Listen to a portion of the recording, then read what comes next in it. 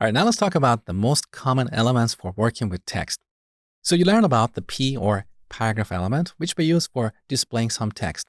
So here I'm going to say, I love to teach you HTML. Now, sometimes we want to emphasize a part of our text. Let's say the HTML word here. To do that, we can wrap it inside an M or emphasis element. So here I type M, press tab. Here's the emphasis element. Let's hover over it and see what the tooltip says. It says the M element represents stress emphasis of its content. So whenever we want to emphasize some content, we can wrap it inside the M element. So in this case, I'm going to move HTML inside these tags. Now, let's save the changes. Here's what we get. So by default, browsers display emphasized content in italic. But don't assume that whenever you want to display italic content, you should use the M element.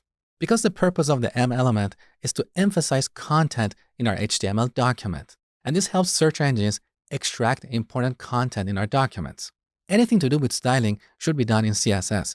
For example, here we can change the default style of emphasized elements and remove the italic. Let me show you.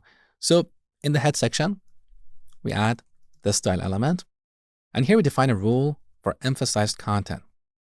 We can set the color to red and font style to normal. Now, don't worry about memorizing any of these CSS properties. We're going to go over them multiple times throughout the course. But let's see what happens now that we apply these styles. So our emphasized content is displayed in red and it's no longer italic. Now, in the past, we had an element called I, which was short for italic. If we use this element, we get the same result as before. Our content is displayed in italic. But this element is considered deprecated because HTML is not meant for styling. It should only be used for structuring content. So don't use the I element to display content as italic, okay? Now we have a similar element in HTML called strong. Let's hover over it and see what the tooltip says. The strong element represents strong importance, seriousness, or urgency of its contents. Conceptually, it's kind of similar to the emphasis element. So where you should use it really depends on your context, on your content. Now let's save the changes and see what we get. So by default, strong elements are displayed as bold. But once again, we can always change the styling. Now in the past, we had another element called B, which is short for bold. So whenever we wanted to make something bold, we use this element. But once again, this element is considered deprecated because styling should be done in CSS and not in HTML, okay? So don't use B or I elements. Now, I'm going to remove this element and just add HTML. Let me show you a cool trick. Let's say we want to wrap this word with the M element. There is a shortcut for it. So on the top, we go to the View menu. Look at the shortcut for the command palette. On Mac, it's Shift, Command, and P. And on Windows, it's probably Shift, Control, and P. So let's select HTML and then bring up the command palette. With this command palette, we can execute commands in VS Code. So here I'm going to search for a command called wrap with abbreviation. That is the first command on the list. Now we press enter, and here we type the element that we want to use to wrap our selected content. In this case, M. Press enter, done. So I didn't have to manually create an M element and then move HTML inside it. It's very handy. So this is all about text. Now let's talk about headings. So in HTML, we have 6 heading elements. H1, we have H2, H3, H4, H5, and H6. So let's see what we get. So heading 1 represents the most important heading, and heading 6 represents the least important heading. Now, one common mistake that I see amongst a lot of people is that they choose these headings based on their size. So if they want to have a heading with this size, they would just use heading 4.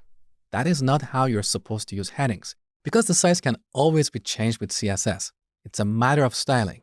We should use these headings to create a hierarchy. So every web page should have one and only one H1 element. This heading represents what this page is all about. Now, nothing happens if you have multiple H1 elements. For example, I can duplicate this line and say heading 1 plus. Now look, we have two H1 elements, but this is going to confuse search engines. They're not going to figure out what this page is really all about. So every page should have a single H1 element. So I'm going to remove this line. Now, after we use H1, then we should use H2. We should not jump to H4. So let's say on this page, we're going to have two sections, one for HTML, the other for CSS. So my next heading should be H2. And here we can type HTML. Obviously, below this heading, we can have some text. So I'm going to say HTML tutorial. Our next heading should be H2. So this is the CSS section. And in this section, we can have some additional text. Let's say CSS tutorial. Now I'm going to delete these 4 headings. So let's take a look.